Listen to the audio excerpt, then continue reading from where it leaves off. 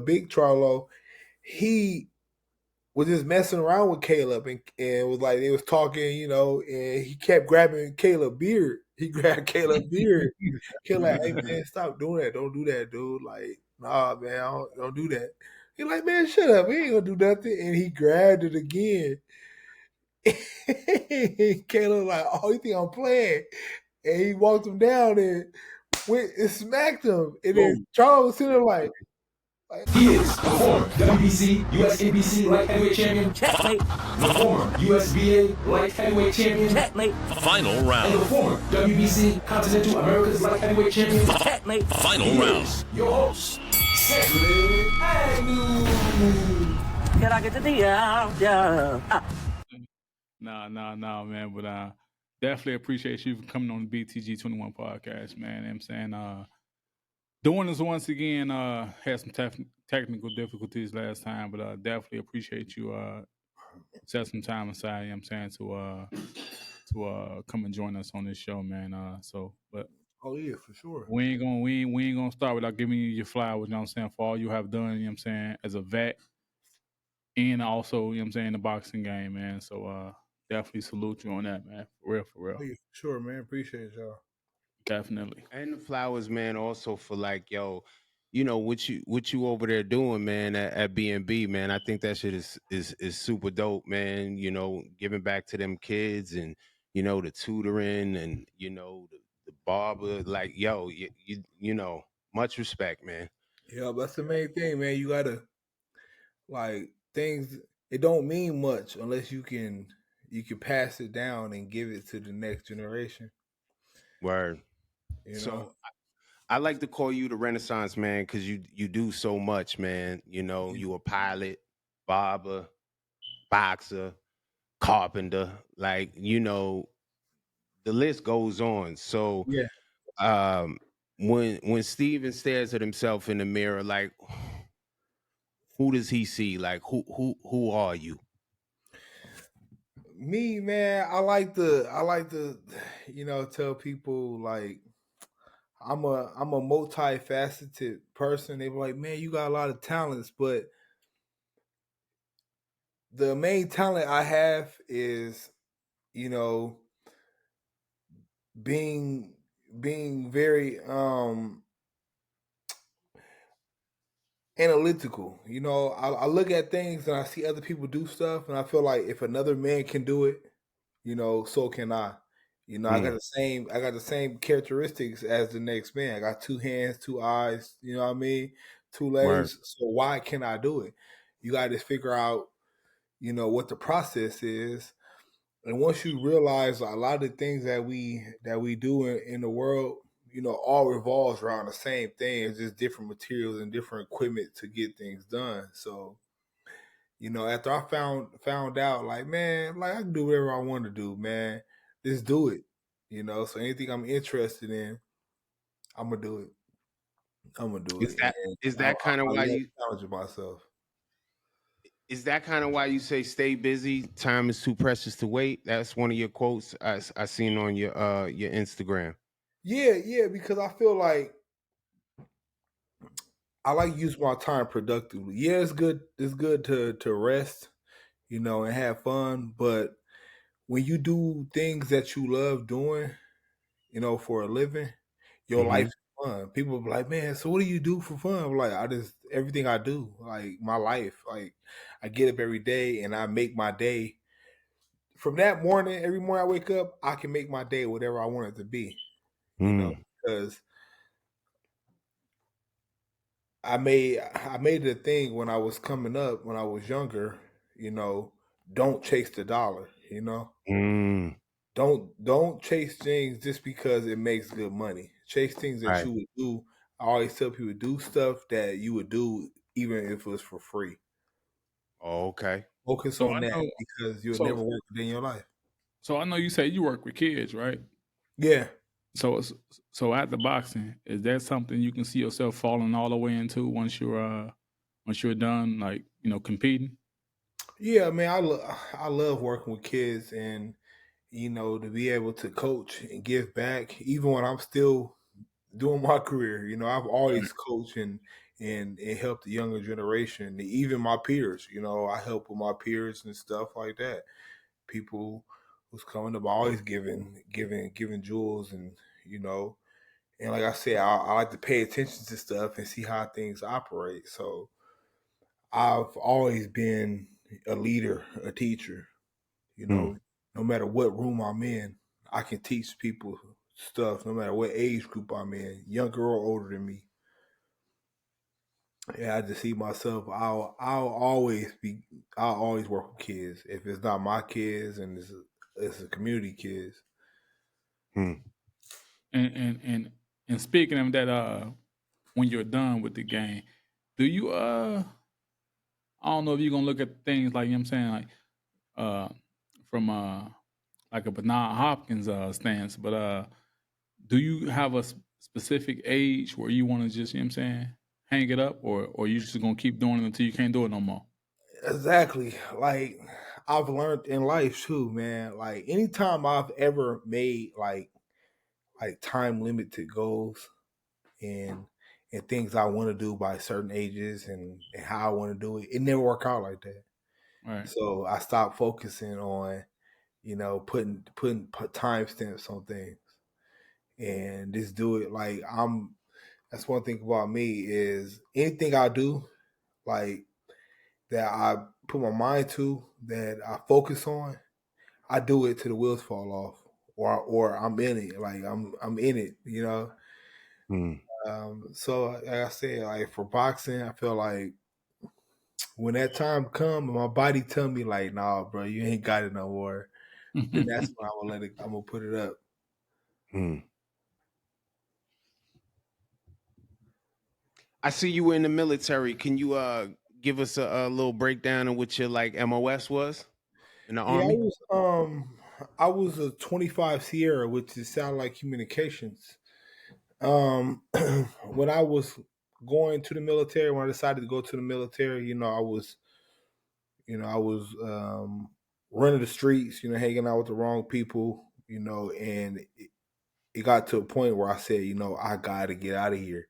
I got to do Hmm. something to get me out because I'm end up like my homeboys, either dead or in jail. People hear that all the time, and it sounds so cliche, but I was really on that path. You Hmm. know, getting shot at, people shooting my mom's house, and getting jumped places I go, and my family stopped wanting to be around me because every time I'm around, it'd be some stuff going on that they didn't want to be part of. So I had to go, Hmm. and I was just going through stuff in my mind, like what I'm gonna do, what I'm gonna do, what I'm gonna do. And my uncle, we was working out, and he was like, "Man, you out here getting all this trouble, man. You ain't you just throw your life away, man. You need to go somewhere, go to the military or something." And like a light clicked in my head, like ding. I was like, "Oh, dang, yeah, that's what I need to do." Hmm. So when I went to the recruiter office. You can tell like how I was dressed and how I carried myself. He was kind of blowing me off. Hmm. He was like, "Yeah, man, let's do this test." He was like, treat me like, what I mean? He was treating me funny. So I Right. did a test. I did a test. It was an ASVAB test. Like a couple days later, he called me. He all excited, like, "Hey, man, hey, where you at, man?" I'm Hey, like, yo, you scored high as hell, huh? "Yeah." I'm like, "Man," he like, "Where you at?" I'm like, "Oh, I'm just chilling, blah blah blah." He like, "Hey, man, I'm gonna come get you, man. We gonna go to dinner real quick." He took me to a restaurant. He like, "Man, you got an 86, man. The highest you can get is like a 95, man. Man, you get any job you want, man." And he was just Wow. excited. He was like, "Man, what you like doing?" I was like, "Man, I always wanted to be like a robotic engineer." That's why I told him. He was like, "Robotic engineer? Where you get that from?" I just always wanted to build robots. I always, Word. growing up, I always took old toys apart and built new stuff from it. And in my school desk, I had all kind of little projects and wires and stuff I was doing. Like I was always into that. like I always had an engineer mind. So when I went to the military, he's like, man, I don't know about no robots. We ain't got nothing like that. I mean, we got military intelligence. I was like, man, I looked into it. I was like, not that, because you just sit in the office just doing, high tech paperwork basically. Like you're Right. basically coming up with game plans and emissions and stuff like that. I'm like, no, I need to do something with my hands. I want to build some stuff. So Right. then he was like, oh, okay, you can be a mechanic. And anybody in the military know the mechanic, that's a low score. So my aunt, she was in the military already. I called her, I said, yeah, aunt, I'm about to go to the military. She's like, what's your job? I'm like, a mechanic. She's like, no, call them back and change that. No, don't do that. You're gonna be in the motor pool to change your oil all day. I was like, all right, I called him back. He was like, no, you already signed up. You can't change it. I told her, she was like, no, give me his number. I'm gonna call him. She was the first sergeant. She called him and Wow. went off on him like, "Hey man, don't play with my nephew. Don't try to play with my nephew. I know the military. I know I'm First Sergeant Motley." So he's like, "All right, call me back in. Change my job to satellite communications, where basically, Wow. it's plug and play with wires and computers. And I was like the Cox cable or the Sprint for like the military, like any kind of communication, computers, radios, Right. satellite dishes, any kind of communication. Like I did all that, and wires everywhere and a piece of equipment that satellite dishes. Like that was my job. It was dope. I loved it. I learned a lot, and I was one of the guys that in my office, people look at me now, but like, man, you do everything. I was the one guy in my office where we had different equipment and everybody specialized in equipment. I was the Hmm. only one in my unit that can do anybody equipment. I was Wow. like the hybrid of the unit. Like they're like, man, Nelson, he can do everything. He not do that piece of equipment, that equipment, that equipment. Because I've always been like that, like curious. How you Right. work that? What's that for? I'm always since I was a kid. I'm always asking and want to know and want to try and show me and get on people's nerves. I want to learn. Straight up. Shit, Yeah, man, you sound like me. You know what I'm yeah, saying? Like when I was younger, I started like when I was like about 8, 9 years old. I started playing with DVD players, not DVD yeah, players, VCRs and CD players, yeah. trying to figure out how to clean them and connect them. And I'm once I about to say got you about young. You talk DVD player. I'm like you young then. yeah, Shit, we had and then, VHS and growing then up. and then once I got a little older, about 13, I started like installing like car radios. So I was the one Yeah, around the neighborhood who used to hook up everybody's sounds, TVs, everything. You know what I'm saying? So Mm. yeah, I was that guy. I'm yeah, still like being in that field put me back in my kid phase. You know what I'm saying? I yeah. like the wires, figuring things out. You know what I'm Yep. saying? And Like that's that how was me. yep. I have a real engineer type mind, like working on cars and building stuff, and I just always picked up stuff from people. Yeah, I can say I'm self taught because a lot of things I do just go figure it out, but yeah, somebody around me, introduced stuff to me. yeah, I seen somebody doing something, like, oh, like that, and I get into it and I start, collabing with them. Just like today, like I just volunteer myself to learn how to do concrete. yeah, It's, Wow. it's this guy that comes to my gym. He brings his son, and he has a concrete business. And he sent me a video. He's doing like this big job for this big new building. I'm like, man, hey, I want to come. I want to come do it with you. I want to work with you, man. Show me how to do it. He's like, yeah, anytime, man. Let me know. Like stuff like that. Wow. That's how I am. I'm just always adamant on, this learning, learning new stuff. How long were you in the military for, Steve? I was in the military for 8 years. I was deployed to Afghanistan. Uh, when I came back, that's when I started boxing. When I came back from Mm. Afghanistan, and they give us a whole bunch of time off, and it's more relaxed. So they let us Right. go and do stuff. And we got all this money that we saved up from being over in war. So me and a couple partners opened up a nightclub and a restaurant together. So I'm clubbing every day. I'm eating out every day for lunch, breakfast, dinner, everything. And I was always eating out. I didn't cook. I know how to cook, but I didn't cook. I was eating out all day, and I got like out of shape and got fat. Well, I got back fat because I went to the military. I was always a chubby kid. I was Oh, always a chubby kid, so I went home to visit, and all my cousins was like, "Man, what happened, dude? You back to the same size you was before you went in." Like, dang. So I was like, I need to do something to keep me in shape, man. And I was 21 years old, and I went to a local boxing gym and just started doing it. And like everything else I do, I just grew fast at it. I looked up. mm, I look up, and my first year of boxing, like I'm winning stuff. I'm out here beating up people. word. How big is the like the boxing community? Like not now, but back then. What was the boxing community like in Omaha? Oh, back then it was a handful of people that was known for boxing around here. Of course, there was a couple boxing gyms, but it wasn't like nothing really to talk about. Nobody really doing nothing. Mm, You know? But that's Omaha in a nutshell. It's a lot of good talent out here, all across the board. Not only in sports, but in music and acting and everything. But like, how many times have you heard of Omaha before? You heard of Bud and me and stuff like that. People ain't right, coming here to look for talent. But right. on the other side of that, that's what makes us, you know, silent killers, Mm, because we we see so many people getting opportunities that we don't get, so we have to work a little bit harder. It's just for sure.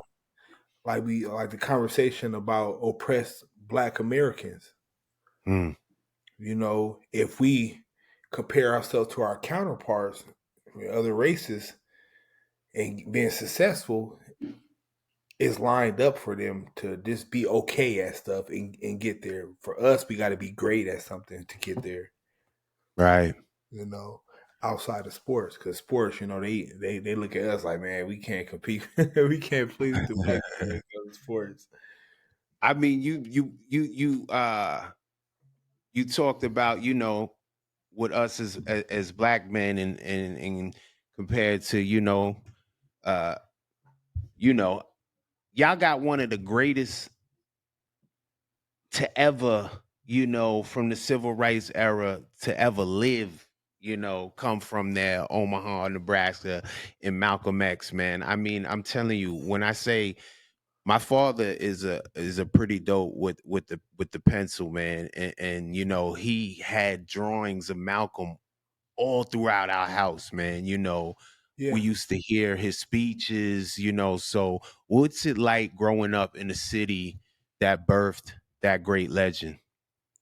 Um, like, we got like the Malcolm X Center and things like that. But when you're growing up and you're not like into stuff like that too heavy, it Right. goes unseen. Mm, Especially when the person is not like here, what I mean, in the city right. anymore. That's why it's dope for like me and Bud and stuff to be actually around here, because it gives our people something to be proud of. Because it's a lot of great people that came out of Omaha, but Mm, they move away. mm, They don't come back. They don't really talk about, oh, I'm from Omaha. They don't really wear Omaha on their back. right.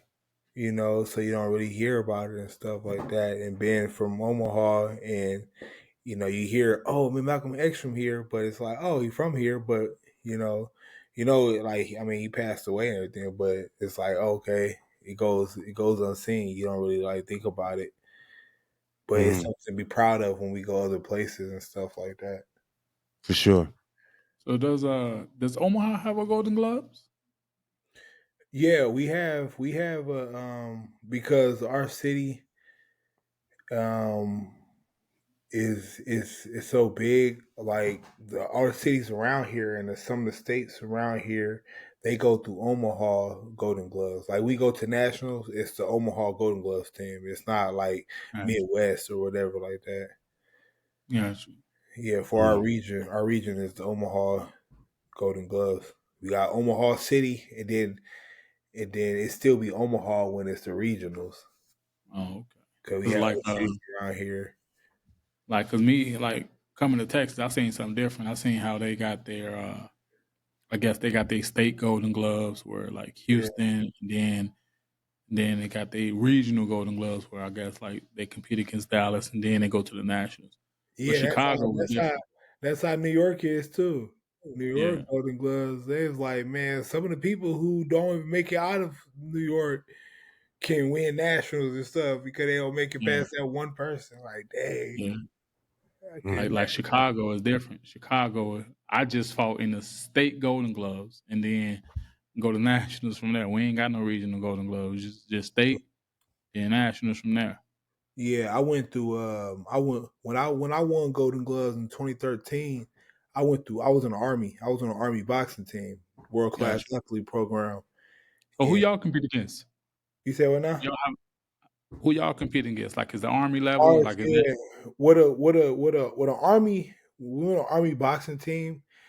That's just who sponsors us. But we're just like any other amateur. We go to tournaments, and sometimes if it's two of us in the same weight class, we fight each other. no? I'm saying like But when it comes to the Golden Gloves, because me being in the Golden Gloves, I saw guys like this guy named DeAndre Abram. He was yes, on the Army. Abram. Yeah. Yeah. So Uh, so how it go is our unit is based in Colorado, Colorado Springs, Fort Carson. gotcha. So we go to Colorado, Golden Gloves for the city, and then the regional is Colorado, New Mexico, Okay. and Mm. then we go to nationals. Okay. I thought y'all just the No, Army guys fight against the Army guys, and whoever win, y'all go to nationals. You know what I'm saying? that's the all. That's how you get on the Army team. There's this thing every year called All Army, where Gotcha. it's like a 6 week training camp, where people in the Army can like go to, and you do a 6 week training camp, and then at the end of the training camp, there's a box off, and the Mm. winners of that they would take to a national tournament, whatever the closest national tournament is, to get on WCAP. You gotta be in the top 6 in the country to be on WCAP, and that's what your job is. Like once you get on WCAP, when I was on WCAP, that was my job. Every day is getting up every day and training and traveling around the world to box and get paid by the military. Wow. I didn't have to. I was exempt So you from. wasn't doing that telecommunication things no more. Nope, nope. I went to my unit in North Carolina. Once I made the team, I went to All Army, and I won All Army. Went to Armed Forces is where you go to a tournament where it's the Army against the Air Force, against the Navy, and the Marines. It's a box off. The winner of that is the Armed Forces champion. So I won All Army, Armed Forces, and then they took the team from that to at the year we went. It was the reloads to the Olympic trials in 2012. I went to the reloads with only 6 fights. I had 6 fights and Wow. went there and made it all the way to the finals. And I fought against Marcus Brown. So how long were you in before you started the boxing became your career pretty I was much? in about 5 years.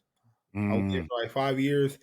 I started I was in for 3 years, started boxing, and then I boxed for about a year and a half, and then made WCAP on my 5th year. And then my last Mm. 3 years, I was on the WCAP team, where all I do every day is get up and just train. And we had coaches, we had trainers, we had nutritionists, we had everything, sponsoring everything at, at this facility, all the equipment, everything, man, everything we needed. It was like we were like it's kind you know what it's just like, and it's in the same city too. It's like being on the National Olympic team. It's like the OTC. We got like something like the Mm. OTC on the Army. When did the the thought start to birth in your head like I want to do this. I'm about to go pro. Like you, I'm sure you were what in the military still, right? Yeah, once like the first year I started boxing, everybody like, man, you good, dude. And like I told you, like me, when I do something, I put my mind to it, I excel at it at a fast pace. So I was like, man, like I had these dreams of I've always wanted to be a serial entrepreneur Mm-hmm. because over the years I've gained so many different skills and I always wanted to have businesses that are centered in each one of my fields that I do. Not run Right, them all, have people running it, but just being able to bounce around from, oh, let me go check out my car shop. Let me go check out my tattoo shop. I'm going to check out my restaurant. You know what I mean? Just go around and be a serial right. entrepreneur. So I was like, you know what? I didn't grow up being an athlete or being a boxer, but I was like, man, I can use this. I like it. I like doing it.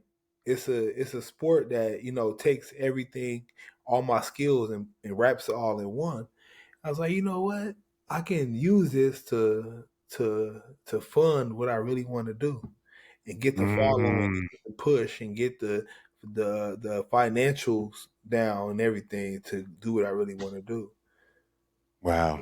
So that's what I've been doing. Is like I love boxing, but it's not my ultimate dream. Mm.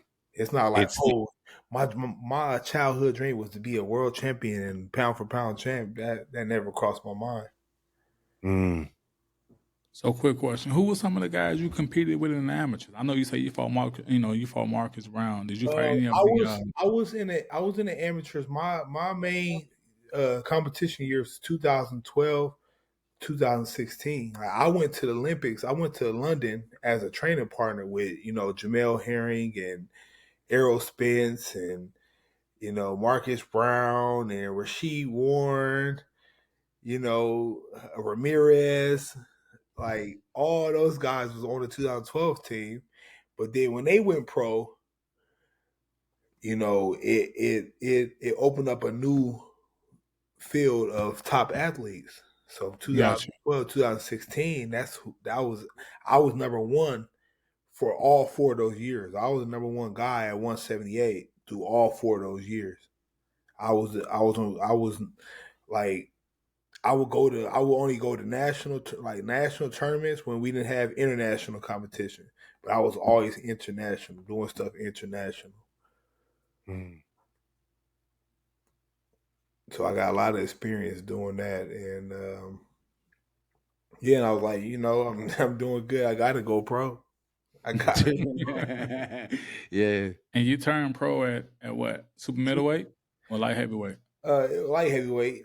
But I was campaigning the whole time. I was campaigning at 168. Like my coach was like, "We're going to just work you down." So I was taking fights at like the first couple fights like 75, but then it was like 74, 73, 71. You know, and Mm. then So super middleweight was your weight class. once I fought for my first title, which was the NABO against Kim Killick, rest in peace. I made 168 for the first time. Okay. Okay. So when you get out the military, you Bomac became your trainer right away or Yeah, later? but I was already like tied in with because that's one unique thing about our team is it's not like, oh, I'm a boxer, I'm gonna go with these guys.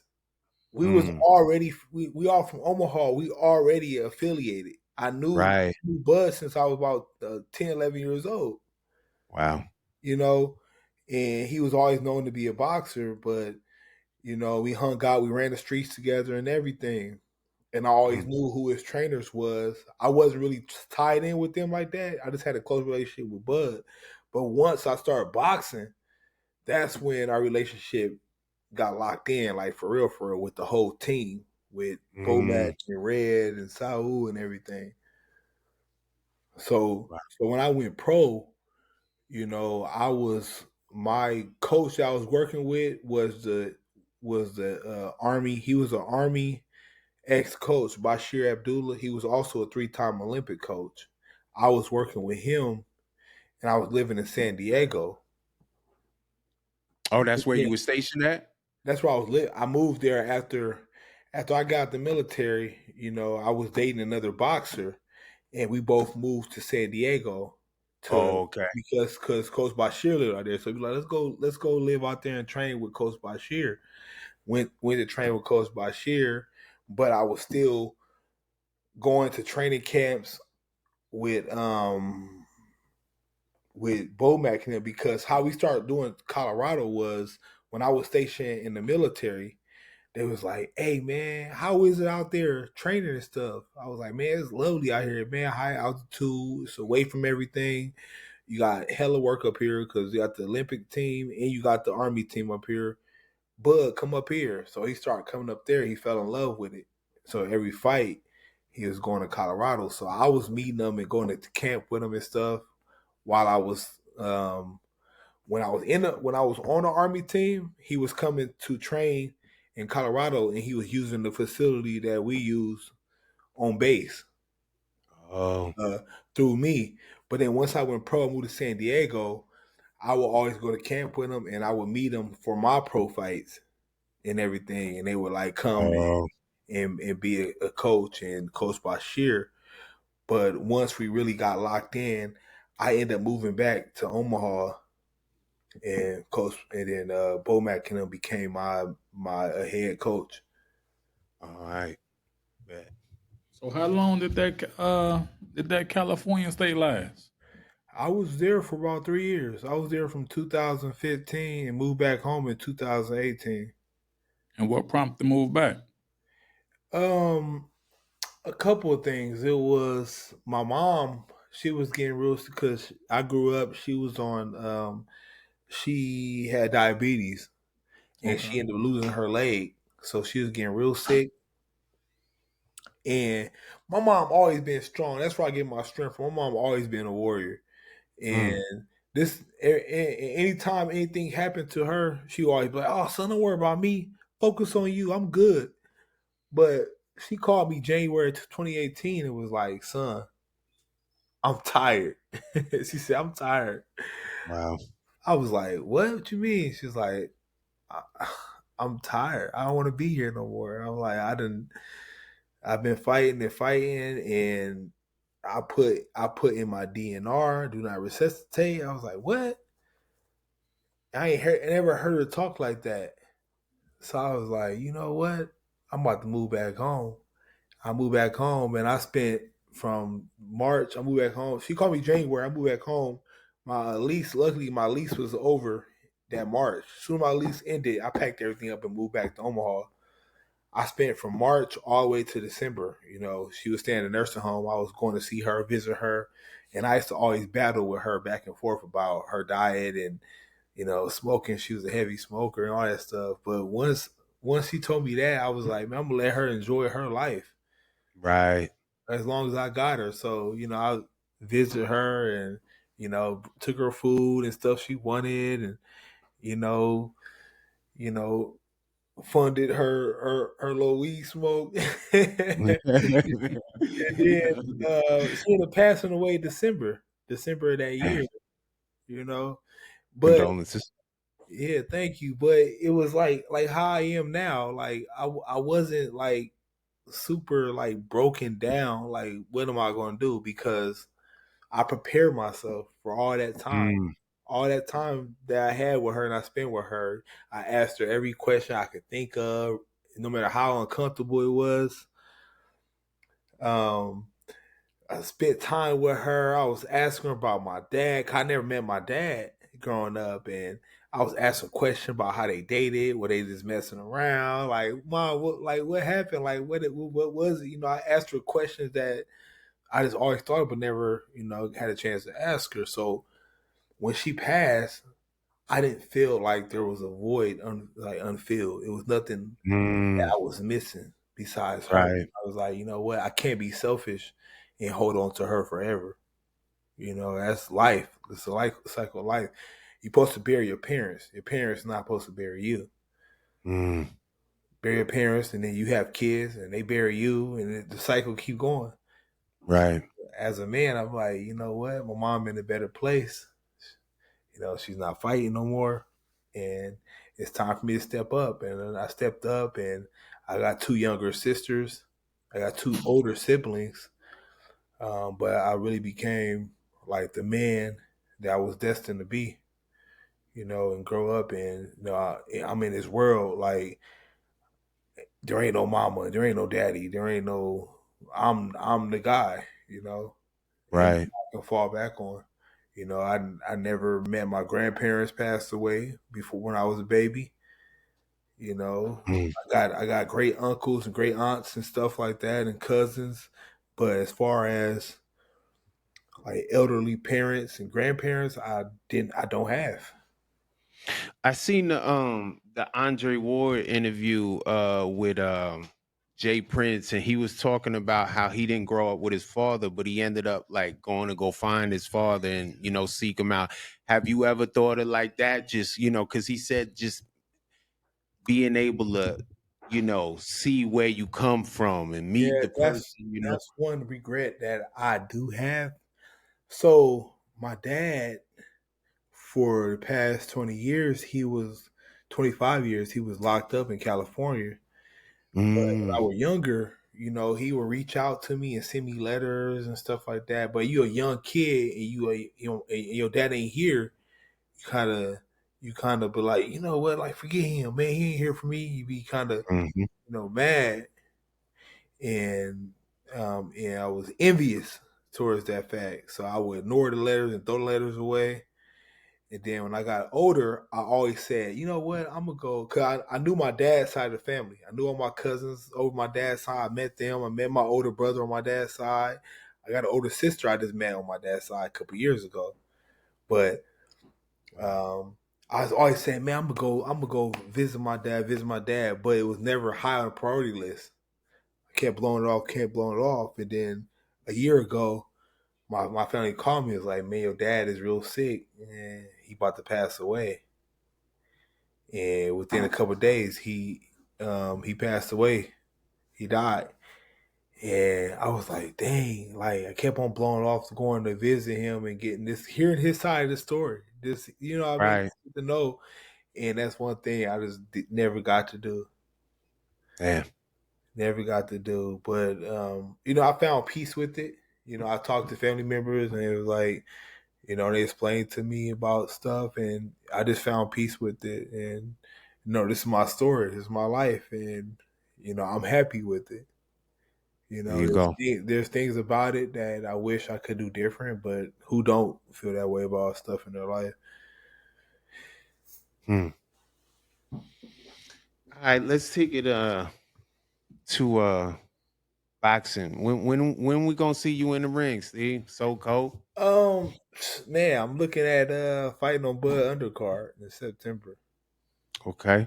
Yeah, there's Me and we we were got this. talking about it. So you go ahead and talk about it. Said when I called set up on the phone, it was like, hey man, why don't they try See to get now, it's always good to have a casual in the room. You mean because casuals, no matter what people say, casuals run boxing. It's more casuals in this sport than there are hardcores. But Yeah, I gave him the hardcore, the boxing mind, answer. But he was like, "Hey man, you know, him and Sean know each other.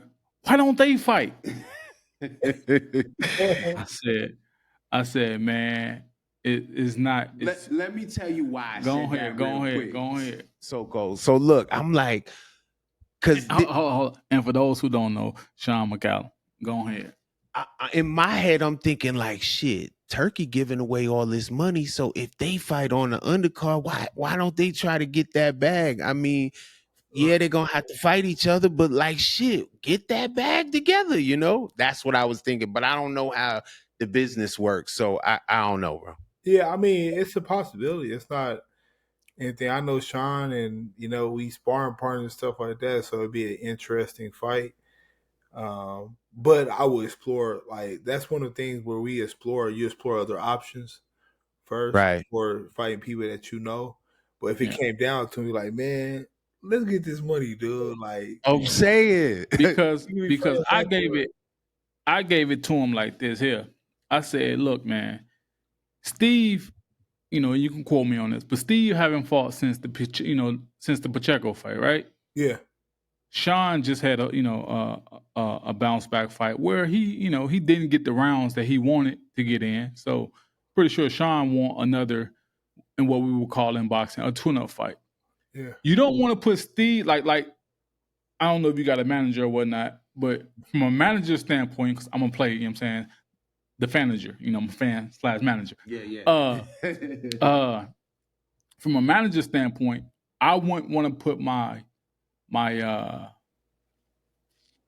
investment back in the ring coming off a loss. Let's get him a win first so we can build on that. I'm not going to put him in, and then because Sean is he's no walk in the park for nobody. Yeah. So I'm not going to put Sean in there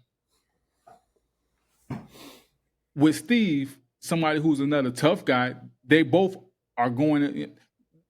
They both will give anybody a run for their money on any night, let alone themselves. Right. But that's And, why. and you made a good point. But as a fighter, as a fighter, we always think, man, I don't care. I'm ready. Like you said, manager, as a manager. Yeah. From a fighter standpoint, no, I'll fight anybody. Saying we're gonna fight. It don't matter. I don't care. Lost, none of that shit don't matter. But as a man, it makes sense as a manager. I don't have a manager because we're like our team. Like our team is so strong. It's like we realize a lot of stuff you don't need. You don't need a manager. You don't need a promoter and stuff like that. Right. Because we know the game now. We know how the game runs. So we know the little secret tricks behind it. So we're all self-promoted. But also, because I was like that late on in my career as well. Also, even when you got a great team like yours, you don't want to put your fighter, like your trainer, wouldn't want to put you in there coming off a loss. He want to build that momentum so we can get Steve back where Steve is really, really believing in himself. Because no matter what nobody say, as a fighter, when you take a L, you want to build that confidence back up. But hold on, wait a minute. My guy Steve over here saying like he doing this boxing to get, to fund this and fund that. So I say get the bag. No. But I say that, but I'm not doing nothing. Like there's been a lot of money grab opportunities that I've turned down. Oh, okay. Because my pride and my competitiveness won't allow me to do that. True that.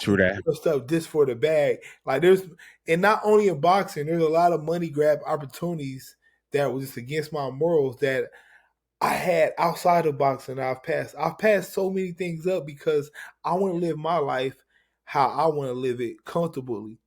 True that. From a moral standpoint, because a lot of stuff I could do to sell out, and it's just like, nah, that ain't me. And that's what the youth need to hear stuff like that. I've seen so many people get money and they're still unhappy and they're still and they're miserable. I've seen that. I've seen people do that, and it is not worth it. It's not worth it. My happiness is everything. It's paramount for sure. Because I can be a multi-millionaire right now if I would have sold out so many times I had opportunity to. It's just not it. It's not it. True that. Yeah, it's not always about the money, and then go back to what you were saying. They can both just hop in there for a quick bag. Yeah, but also taking a quick bag can mean that can be your last bag. Yeah. So let's make smart decisions. True that. And then granted, it will be a great fight in the future, but let's make smart decisions on the way up. You know what I mean? Exactly. It's all about strategy and being strategic. True that. And that's why I'm the casual. Yeah, I would entertain that conversation though.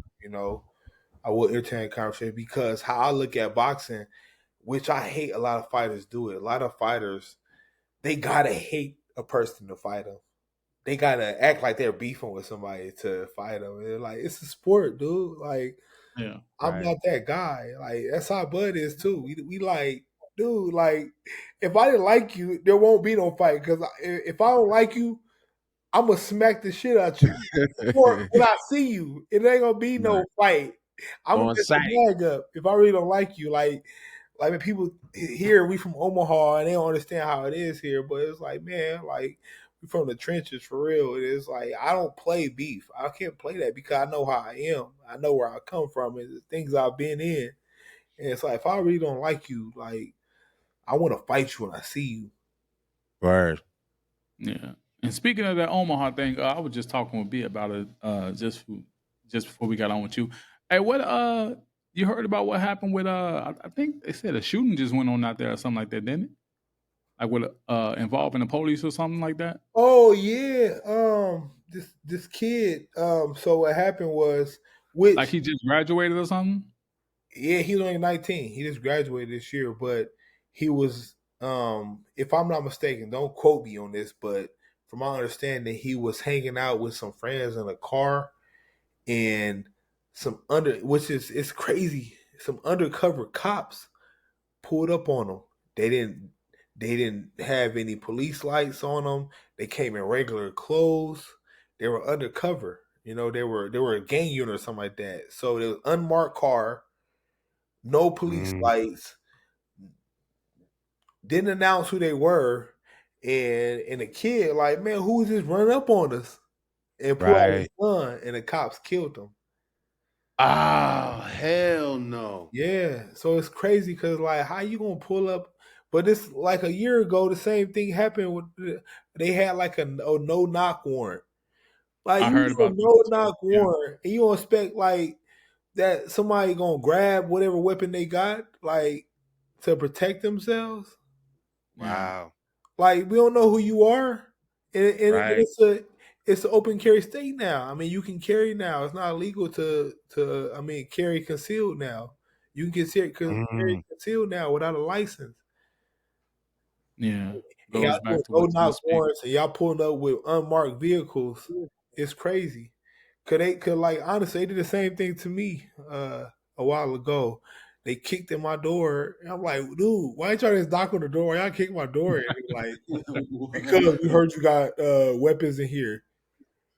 What? So you heard I got weapons in here, you gonna kick my door in. I could have got startled. Y'all looking to kill somebody. I could have got Yeah, startled and grabbed yeah, my man. weapon. And then now it's another dead dude. Then they got probable cause Right. It to put don't some make no holes in you. sense, dude. It don't make no sense, man. It's sad. It's sad that Yeah. they get away with it. Yeah, I was hearing about that incident on the Breakfast Club, but I was talking with B about it. And I'm like, man, how they were speaking about it, and then the person who was called in about it, I'm like, they were saying like basically what you were saying, like Omaha people think it's sweet, it's really the trenches out there. Yeah, I was like, it's just an unheard state, man. I'm I telling thought Omaha was just like a state where you, like cornfields. it's So everybody white people, say man. that. You Like, know what I'm saying? if you come Like here, I you ain't be like, thinking like man, that. it's really like city life. You know, it's just not like big, and you don't ever hear about it on movies and stuff like that. Right. That's all. Yeah, But you know, but you we gotta think we about we it. everywhere. We like right in the middle. So during the gang and drug era, people who were migrating from Cali, Texas, Chicago, you know, and there's a lot of stuff going through here because we right in the middle. So like the drug trade and everything was all running through here. So we got a little bit of every kind of culture here. Mm, Bloods, Crips, Mexican gang, GD, Vice Lords. It's just bad, man. But we got great parts too, though. We got a lot of great things that come out of Omaha. A lot of good athletes, got a lot of good musicians and stuff like that. But we don't get the opportunities that other people get in other countries. I mean, other states. mm. I ain't know it was I ain't know it was gang infested like that. You Yeah, how you just explained that sound like Chicago, man. yeah. It's close. It's close to it. It's like that, man. A lot of stuff. A lot of it calmed down. It's still stuff that go on, but a lot of it calmed down in the late like close to 2020s and the lower 20s and stuff. A lot of it calmed down because they had a big crack on the gang violence and they hired, like, our mayor had hired like a whole bunch of hundreds of cops and stuff like that. So a lot of our areas are over police. We call them. They're over Mm. police now. So it like helped out with a lot of the gang violence and everything like that. They need to do that. They need to do that in Chicago for real, for real. For real. I'm saying it's places that I mean, I'm from there, but it's places in Chicago when I go back to go visit, I don't even go. Yeah, but 'Cause it's hard. I dress a certain way, so I want to continue to be comfortable with no matter where I go. Yeah, but like from a government standpoint, you gotta like it's hard to police place like that because where the police coming from? Where they gonna come from? First, Right. who gonna move there to be a police, and then what people that's there want to be police when they know how bad it is, and people. Yeah. So it's like it's a never ending issue, and it's just get Yeah. worse and get worse and worse. And you got so many kids carrying guns out there. Yeah, definitely. That's like what I forgot who I was talking to about it. It was asking me like, is Chicago really bad? I said, yeah, certain areas. You know what I'm saying? Like you can be walking with your hat like this, you know what I'm saying? Just because you like your hat like this. Yeah. A kid about 13 to 15 years old tell you, hey, take your hat off, cuz. And you look at him like he 13, 15. Man, get your ass on my way. Bam! He done blew your noodles out. Yeah. Blew your noodles out. You know And what it's I'm saying? crazy because the difference from now in back in the day is there is no governing body when it comes to like gang. There is no Mm. you know like there is no ranking system like it used to be. Yeah. When Yeah, the you kids are just out in the wild, wild everybody west and Wild shit. Wild West, everybody trying to be the man, everybody doing what they want to do. There ain't nobody saying, "Hey, don't do that," or they ain't got to answer nobody. They ain't got no OGs that you do if you do the wrong thing, they gonna come get you. Word. They ain't got that no more. It's like all these YNs, those is the guys. Ain't nobody else control. Ain't nobody controlling. Back in the day, you was a YG, a young gangster. They call the OG Yeah. say you can't do that. That you don't do it. Right. Hey, these YN crazy. Right. Hey, I don't matter. If I see a group on, hey, I ain't gonna lie, I'll walk the other way. If somebody say, "Hey man, you can't sell in this area unless you go through them," they ain't gonna do it. But now it's like, Yeah, man, nobody tell me nothing. yeah, I walk the other. I'm like an old white lady now. If I see a group rise on that side of the street, I clutch my person and cross the street. These YNs, they disrespectful, man. They disrespectful. You know what I'm saying? They ain't got no morals. They disrespectful. Yeah. Everything. Like back in our day, if a group of guys either drive by, they go by, light their block up and skirt off. These YNs, they come by, they shoot, and they'll spin back around Yeah. and do it again. Like, hey, That's why. these niggas are different kind of crazy, man. Yeah, man. That's why I'm glad I ain't got nothing to do with it. Ain't nothing, I ain't trying to, I got kids to raise. I got a wife to take care of. You know what I'm saying? So I let them have it. They want the streets, they can have it. You know what I mean? Yeah, exactly. Word up. But nah, man, yo, we appreciate, man. I know it's late. Shoot, you know what I'm saying? Hold up. I got another question, I'm about to man. say, Hey, more hey, questions. I'm hey, man. I'm ready. I got another question, man. You know what I'm saying? Super middleweight division. That's the division you in. Hey, we got fights coming up. This weekend, we got Charlo. He's fighting Cornflake. And I forgot the guy who's Caleb fighting some tough Mexican. But what you see in those two fights? 'Cause I also got a follow-up question. What you see in those two fights right there? I want those two to win. 'Cause I want both of them to fight. Because I was there. I was right there front row when With the Caleb slap? smacked him. Oh, shit. Let me tell y'all the story. Please do. So we was at the it was the fight. I believe it was our last fight when I was on Bud because Bud fight, I fight. He swing, I swing. That's what I'm saying. Yeah. So we got no weighing in, And at the weigh-ins, the little Charlo, he wild. The little Charlo and Caleb had some kind of words. They was like start going on each other. Everybody had to like, hey y'all, chill out. So the big Charlo who's fighting was like, he cool with Caleb. He was cool with Caleb. And he like, man, my brother be tripping, man. He talked to Caleb. He like, man, he be tripping, man. He said, you good, man. Don't worry about him. So Charlo and Caleb, they like talking, they being cool and everything. But Charlo, the big Charlo, he was just messing around with Caleb and was like, they was talking, and he kept grabbing Caleb's beard. He grabbed Caleb's beard. Caleb like, hey man, stop doing that. Don't do that, dude. Like, nah, man, don't do that. He like, man, shut up. He ain't gonna do nothing. And he grabbed it again. Caleb like, oh, you think I'm playing?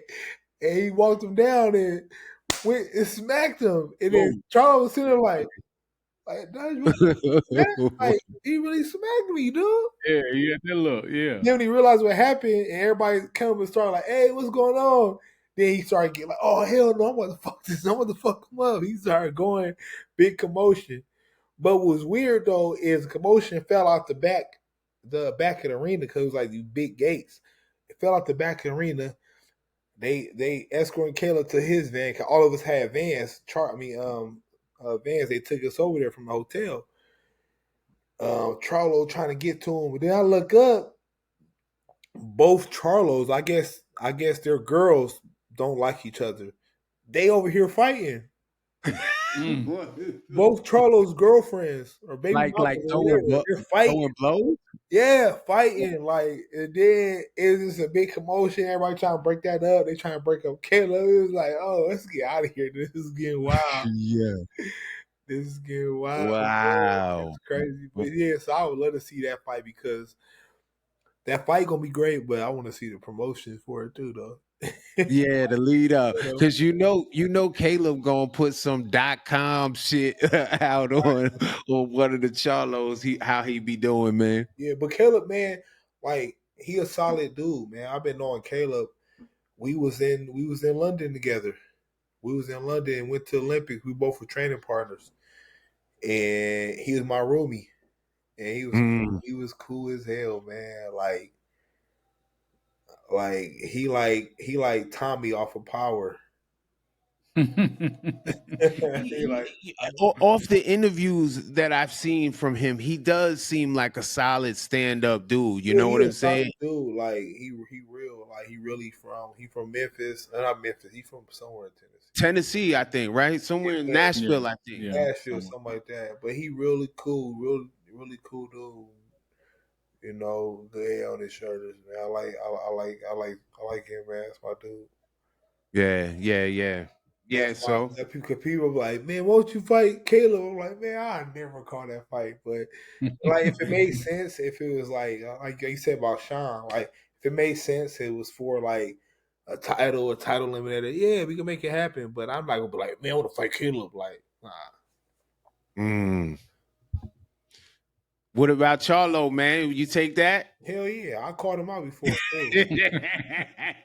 and hell yeah. I tagged him on social media and it went red. He seen it. He didn't respond to it. Yeah. It's another fight in the super middleweight division this weekend. Now, what you think about Darius Fogle and Beck the Bully? Oh yeah, I wanted to fight Beck too. Yeah, I wanted to fight Beck on our last. Well, that's a good fight. I think Beck gonna get it, but I wanted to fight him the last time we fought in Cali with Turkey. Yeah, the money was there, but I don't know what his management like. I don't know what his management was thought they were they wanted to be the A side. They thought it was an opportunity that Turkey was giving them, and I was the guy that they was giving the opportunity to. You was supposed to be the opponent, so they wanted more money than me. They wanted more money than me. They wanted to be the A side. Like, nah, like they didn't want that fight. Yeah, they trying to make hell go around it and stuff. I was like, nah. So we was like, fuck it, X him out and went somewhere else. So he So got you that. so you picking back the bully on this one? Yeah, I'm picking back with this one. Okay. We shall see. Yeah. I might beg to differ a little bit, but we I shall mean, see. We shall see. it's one of them fights where if old boy win, I won't be surprised. Right. You know, I just think back, even knowing after he got knocked out by Gabe, I still think coming back, he fought the right people, but he still got a lot of holes in this game. yeah, I And I noticed think that that too. Darius, That's why I wanted to fight. y- Oh, I'm gonna show motherfuckers that I can. yeah, he got a lot of holes, and yeah, if he was to fight a guy like you, yeah, he'll definitely run right into that right hand and be sleep right again. Yeah, Uh, but I think a guy like Darius, he used his range and his height good, and I think at he might be able to walk back I just don't. into a nice right I hand. just think, oh boy, I haven't seen him fight a tough fighter like Beg. So I don't know how he go. That's why I say if he beat him, I wouldn't be surprised. I'm just going off of that. I haven't seen him fight a tough fighter. No, his last fight he fought. I mean, he went the distance. Then he fought like then he fight like Fox. Was it Fox? Fox. I forgot his name. I ain't tall dude. Alonta's Fox. Alonzo, or I think his name right. Yeah, like I think Alonta's Fox. Yeah, he Alonzo, went the it's two distance. brothers. I was gonna fight him for one of my fights, but he wasn't gonna be ready at the time. Yeah, He- it was a tough fight, but yeah, but I'm talking about a pressure fighter like Beck, somebody who's smaller, come back and yeah, but like I said, somebody with pressure with the right timing. Like I said, because Beck he does get careless at times. he do. That's how he got knocked out against Gabe. So if he get careless, he can probably walk into another one of those right hands. Yeah, I can see that happening. Yeah. Yeah, Should be a good fight though. it is. One more prediction. Hey, I need one more from you. I know you anticipating on this one. Mr. Hamza versus your boy, man. Who? Hamza versus your boy. Versus who? Who? Come on, man. Edgar Baloney, man. Oh shit. Oh, Your boy, man. it's funny. It's funny thing is that he think if he go in there thinking that he got this fight like that, he gonna run into some shit. I think old boy is a favorite. I think old boy is A side on the low. I ain't, I ain't trying to build him Who up. Hamza? Yeah, I ain't trying to build him up. Yeah, Hamza is definitely the A side. Hamza is he's a Turkey made him one of the ambassadors for the ring Yeah, for that's what I'm Riyadh TV. saying. So Like he's definitely the A if you side. go in there thinking that he about to just run to this dude, he gonna get You know messed. what I think Turk is trying to do though? Turk put baloney. I call him baloney because I don't. In my opinion, nigga never fought nobody. Yeah, he trying to build him up to fight Canelo. Yeah, that's exactly what we're trying to do. If I think that's basically what he told Hamza. You win this fight, Canelo fight. That's your next fight. Yeah, Did? The because niggas, he moved him up to super middleweight for what? When the taking form was at middleweight, he could have gained. He could have got a title. He just couldn't get past Carlos Adames. I don't know why the fuck he folded, but then he moved him up to super middleweight the next fight to fight Edgar Baloney. What you moving him there for? yeah, he Yeah, built him up maybe. because I mean he got Canelo for 4 fights. So Yeah, win lose a draw with Bud, he still got to have somebody to fight him. exactly. One, no, he got for 3 more fights, right? Yeah, 3 more fights. After the Bud. So Yeah, it's 3 fights. So you got the two more Bud fight, then that's 2 more fights. Yeah, that's what I'm saying. So, Hamza. so he beat. Like I already know if it's a close fight, oh boy, gonna get it. I'm just gonna get it Definitely. And then You saw he got a draw against Carlos Adames and he lost. yeah, that's So what if the I'm fight saying. close, yeah, Hamza definitely getting it. He going. So Edgar gonna have to come with something different than what he think he gotta come with. Nigga, Edgar need a knockout to get a draw, goddammit. He said he Edgar need need a a knockout to get knockout. a draw. He need a knockout to get a draw, goddammit. No, but Edgar need, like, I feel like if he don't beat, like, when I say beat him, I mean have him busted up looking bad, or if he don't knock him out, Edgar gonna lose the fight. I mean, I don't know. Let me shut my casual ass up. No, it's not meant for him to win. He said it's something. I don't even know. I ain't even gonna pretend. They just using you because they just using him because he's a previous Canelo opponent. Yep. So let's see how he look against him. Exactly. He win, bam, you just won a Canelo sweepstakes. Yeah. You good now. You set. You can retire after this, Mr. Humza. Shit, that'd be nice if they put you in there for that Canelo sweepstakes after Bud, man. You know what I'm saying? Yeah. That's the goal. Yeah, I mean, Or, shit. Me and Bud joked about it. It's talking about, hey man, when you beat Canelo, dude, me and you should fight at 168. And we be in there and be in there like we sparring, like coach like, all right, this round all jabs. All this fight, all this round inside work this round. Like we do drills and sparring. Yo, that's hilarious. All right, for this last round, we're gonna both knock each other down at the same time. like on Rocky. And yeah, man. Fill the ring and see it'll be a draw. Yo, straight up. Hey, yeah. Man, that was a good one, man. Yeah, definitely, most definitely. Definitely appreciate you sharing the time with us again. Straight up. For sure, man. It was good. It's always good talking to y'all.